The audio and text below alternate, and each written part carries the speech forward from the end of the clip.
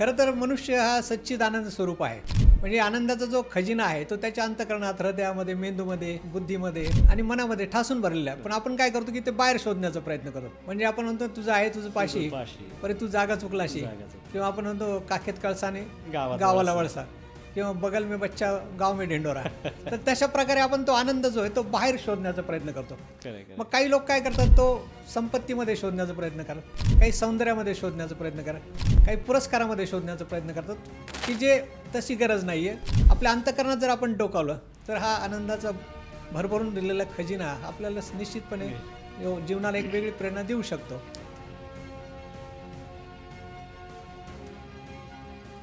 नमस्कार मंडळी, कशा आहात?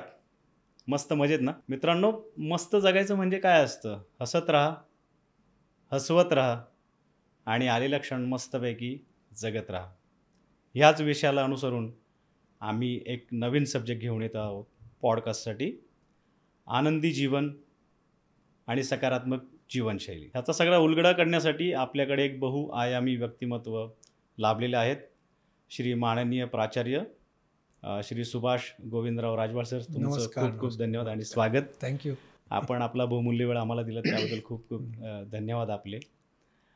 मित्रांनो, मी तुम्हाला एक छोटासा थोडक्यात परिचय करून देतो सरांचा.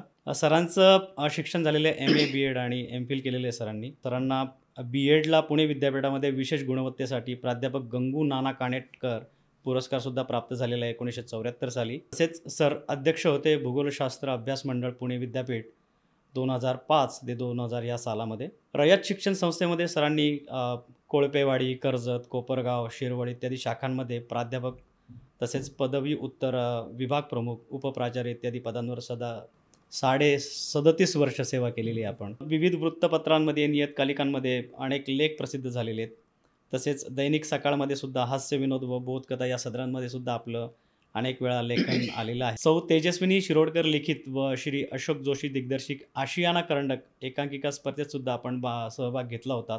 आणि त्यानंतर आपण त्यांच्याबरोबर 3 एकांकिकासुद्धा केलेल्या आहेत. त्यापैकी एक आहे नाण्याची दुसरी बाजू, हरवलेली सावली, तसेच आपण एक शॉर्ट फिल्मसुद्धा केलेली आहे लेट्स टॉक. यामध्ये पुष्कराज चिरपुटकर व मंजुषा मुसमाडे यांच्या समवेत नायकाच्या भूमिकेत आपण भूमिका पार पडलेली आहे. कर्मवीर जयंतीसाठी रयत शिक्षण संस्थेच्या सुमारे 100 शाळा महाविद्यालयात प्रमुख वक्ता म्हणून आपण सहभाग दिला. तर सरांना मला पहिला प्रश्न असा विचारायचा की सर, ह्या सगळ्या गोष्टींची म्हणजे स्पेसिफिकली आपण जो आत्ता विषय घेणार आहोत आनंदी जीवनशैली आणि सकारात्मक जीवनशैली, तर ह्याची प्रेरणा आपल्याला काय होती?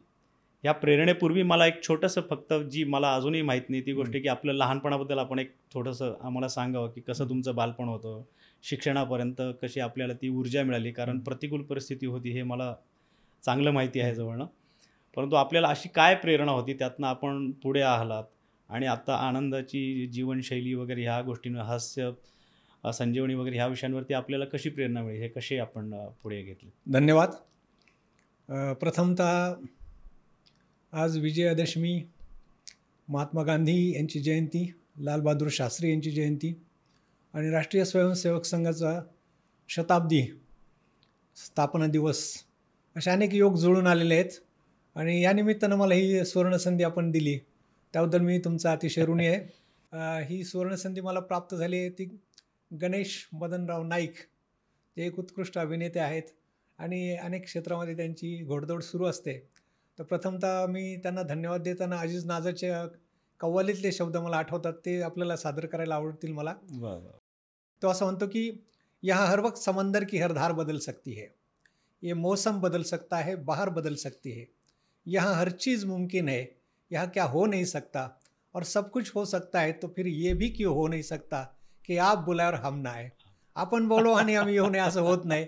जिथं जिव्हाळा असतो तिथं मनुष्य गेल्याशिवाय राहत नाही. म्हणून तो शायर पुढं असं म्हणतो, कोई ऐसे रोक सके ना, कोई ऐसे टोक सके ना, फिर खुशियों का ये मौका मौका हम क्यों गवाए, आप बुलाए और हम नाए. तेव्हा तुम्ही मला ही सुवर्णसंधी उपलब्ध करून दिली त्याबद्दल तुम्हाला पुनश्च एक वार धन्यवाद देतो. This is a treasure of pleasure for me. हा माझ्या जीवनातला आनंदाचा एक खजिना आहे, एक मर्मबंधातली अविस्मरणीय अशी अनमोल अशी ठेव आहे की जी मी प्राणपणानं जतन करणार आहे. आता तुमच्या प्रश्नाकडे वळतो की बालपण माझं प्रत्येकाचं बालपण हे काय असा एक गोल्डन पिरियड असतो आपल्या आयुष्यातला, सुवर्ण काळ असतो. अगदी अगदी. तर आमचं पडेगाव हे छोटंसं गाव आणि आमचं आजोळ वांबोरी, तर या परिसरात अनेक गोष्टी आम्हाला शिकायला मिळाल्या. महाविद्यालयीन शिक्षण घेताना सप महाविद्यालय जे आहे, सर परशुराम भाऊ महाविद्यालय, पण त्याला सर परशुराम भाऊ कोणी म्हणायचं नाही, ते म्हणायचे SP कॉलेज, म्हणजे सुंदर पोरींचं कॉलेज. तर त्या कॉलेजमध्ये मला शिकायला संधी मिळाली. शिवाजीराव भोसलेंपासून तर आचार्य रजनीशांपर्यंत अनेक दिग्गजांची व्याख्यानं ऐकण्याची एक सुवर्ण संधी मला माझ्या आयुष्यात प्राप्त झाली.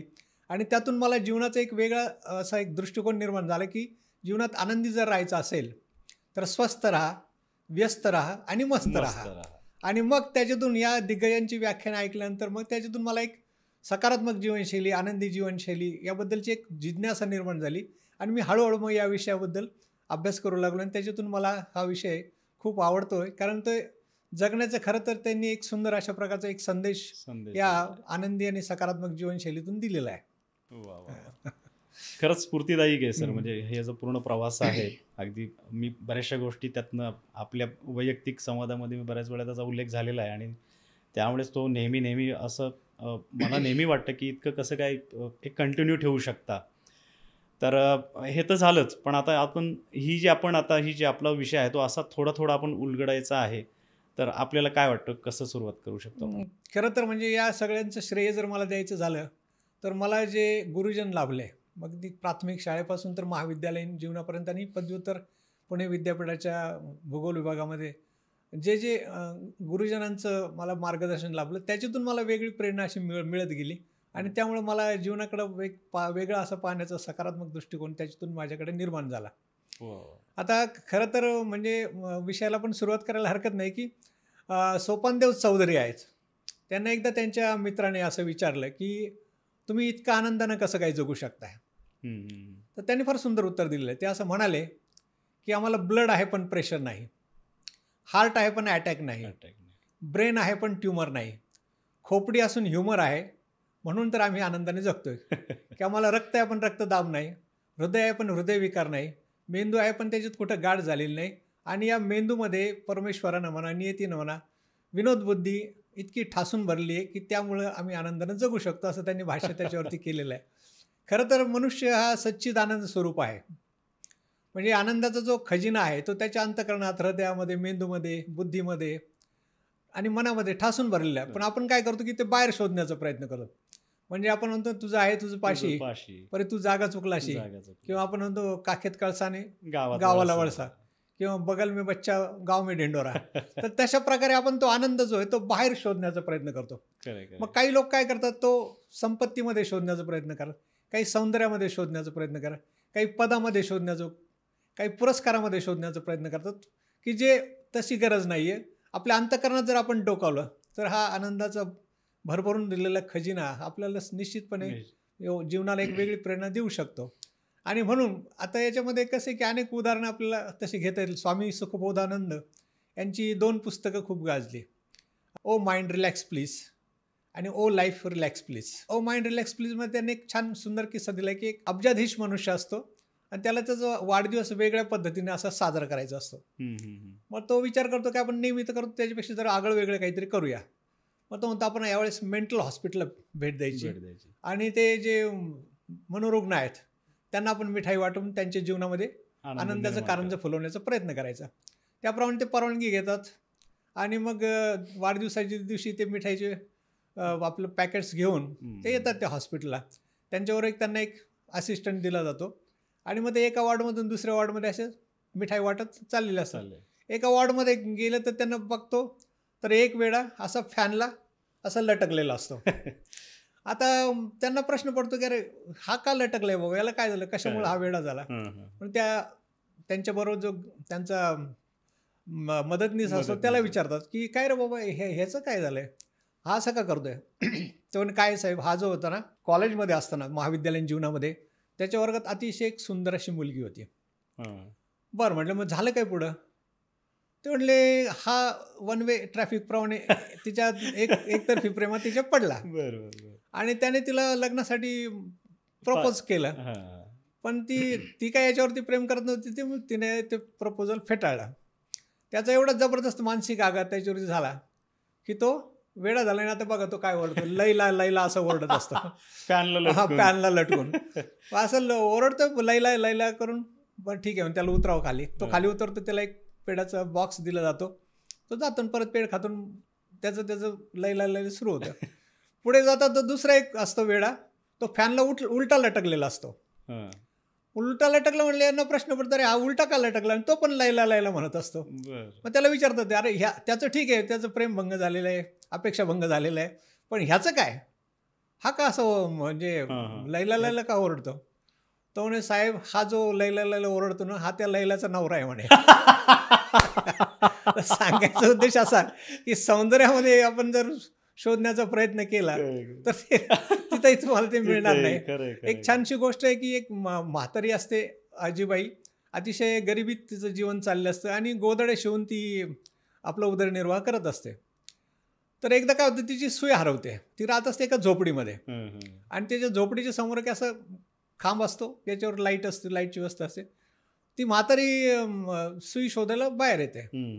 बराच वेळ शोधते, तिच्या काही मैत्रिणी काही म्हातारे काय शोधते, आजीबाई काय चाललंय, अगं बाई माझी ती सुई हरवली, मी गोधडीशिवाय कसे शिवू.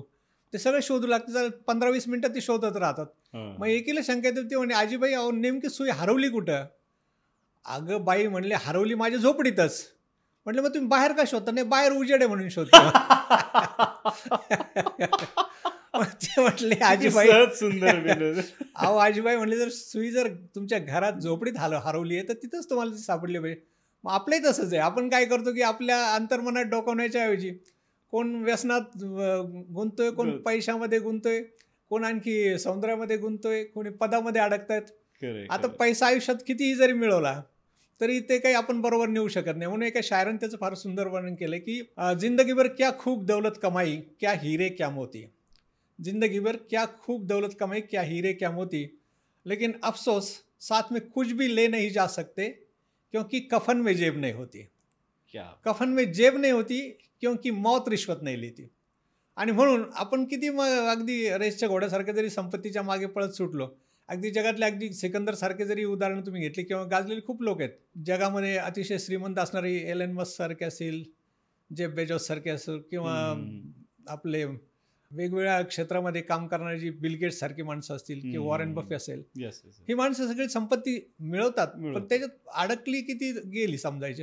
आणि म्हणून अलेक्झांडरने जेव्हा जग जिंकण्याचा प्रयत्न केला आणि त्याला काही त्याच्या लक्षात आलं मृत्यूशेवर असताना की आपण हे काही यातलं काहीच बरोबर नेऊ शकत नाही, म्हणून त्याचे जे अंत्यविधी करणारच होते, मग त्याने त्याच्या सेवकांना बोलवून सांगितली जी शवपेटी असेल त्याच्यातून माझे दोन्ही हात जे आहे ते असे बाहेर ठेवा.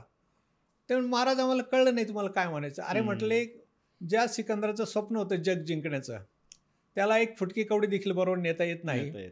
हे सगळ्या जगाला कळू हा मला संदेश जगाला द्यायचा आहे. आणि म्हणून त्याच्यात त्या कव्वालीमध्ये सुंदर त्याचं वर्णन केलं आहे की याद रख सिकंदर के हौसले तो आली थे, जब गया था दुनिया से दोनों हाथ खाली थे, अब न वो हलाक हुए और न उसके साथी है, रंग नूर शौहरत और न वो बाराती है, कल तक जो चलते थे तनकर अपनी शान शौकत पर, शम्मा तक नहीं जलती आज उनकी तुरबत पर. त्यांच्या थडग्यावर आता कोणी दिवा सुद्धा लावत नाही. मग ही अवस्था आपण जर पाहिली तर पैशात देखील काही आनंद आहे असं म्हणत.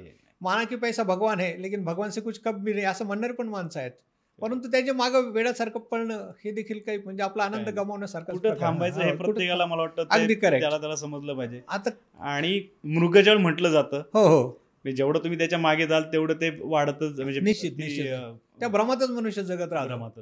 आता काही लोक व्यसनामध्ये शोधण्याचा प्रयत्न केला. एक दारुडा असतो आणि त्याला परमेश्वर त्याला प्रश्न विचारतो की तू दारू का पितोस बाबा. तर त्याने देवाला फार सुंदर असं शायरीतून उत्तर दिलं. तो असं म्हणतो की जिंदगी जीने को दी तो जी मैंने, जिंदगी जीने को दी तो जी मैंने, किस्मत में लिखा था पीना तो पी मैंने, मैं न पीता तो तेरा लिखा गलत हो जाता, तेरे लिखे को निभाया क्या खता की मैंने. म्हणजे तू जे मला लिहून ठेवलं त्याच्याप्रमाणे मी मागतो, काही मी गुन्हा केलाय का असं देवाला उलट विचारतो. तर दारुड्याचे पण मजेशीर किस्से आहेत. एक दोन दारुडे असतात फुल पिता टाईट झालेले असतात आणि निघालेले असतात. तेवढं आकाशातून एक असं विमान जाताना असा आवाज येतो. आता त्यांची कल्पना शक्ती जबरदस्त असते. एक तो दारुडे पिलरवरती विमानाकडे बघतो आणि तो म्हणतो अख्ख्या जगातले सगळे विमान आणि विमानतळ हा पठ्ठ्या ऐकत घेणार. त्याचा दुसरा जो जोडीदार असतो हॅट अजिबात घेता येणार नाही. तो म्हणतो, "हे, तू काय मला कडक्या समजलं काय? हे बघ नोटाचा बंडल. अख्ख्या जगातले सगळे विमान आणि विमानतळ विकत घेणार म्हणजे घेणार." त्याचा दोस्त म्हणतो, "अरे नाही रे बाबा, तुला घेता नाही येणार." ह्याला राग येतो. म्हणून मला बघ माझ्याकडे पैसे आहेत, का घेता नाही तू सांग मला. तो म्हणला, "अरे बाबा तुला विकत घेता येणार नाही." अरे म्हणले, "पण का ते सांग ना." "अरे बाबा मला ऐकायचे नाही ना." क्या बात. सांगायचा उद्देश असं की या सगळ्या गोष्टी अशा विनोद काही कुठल्याही क्षेत्रामध्ये त्याला असं काही बंधन नाही आहे खरंय, खरंय, की कशात विनोद निर्मिती ही होते. खरंय. ह्युमर जे आहे त्याच्यावरती आता एक खूप सुंदर असं एक शास्त्र विकसित झालेलं आहे खरं तर, की 1903 मध्ये एक खास वृद्धांसाठी एक जेरॉन्टॉलॉजी नावाचा विषय तो एक त्याला शास्त्राचा दर्जा मिळाला की वार्धक्यशास्त्र म्हाताऱ्या लोकांचं. त्याच्यानंतर एक 1909 मध्ये जिरॅट्रिक्स म्हणजे जरा वैद्यकशास्त्र म्हाताऱ्या लोकांच्या आरोग्यासंबंधीचे समस्या त्याच्यामध्ये. बरं. आणि 1971 मध्ये एक नवीन शास्त्र विकसित झालं, त्याचं नाव आहे जेलॉटॉलॉजी, हास्य विनोद शास्त्र. त्याची व्याख्याच मुळात 2 शब्द आहेत त्याच्यामध्ये, एक ग्रीक शब्द किंवा लॅटिन भाषेतले, एक आहे जेलॉस, मराठीमध्ये आपण जल्लोष म्हणतो, आणि दुसरा लॉगॉस. जेलॉस म्हणजे आनंद किंवा जल्लोष, आणि त्याचं शास्त्र. म्हणून त्या हास्य विनोद शास्त्राची व्याख्या करताना gelotology is a study or a science of laughter and humour and its effects on human bodies from psychological and physiological perspectives, अशी त्याची छान व्याख्या केलेली.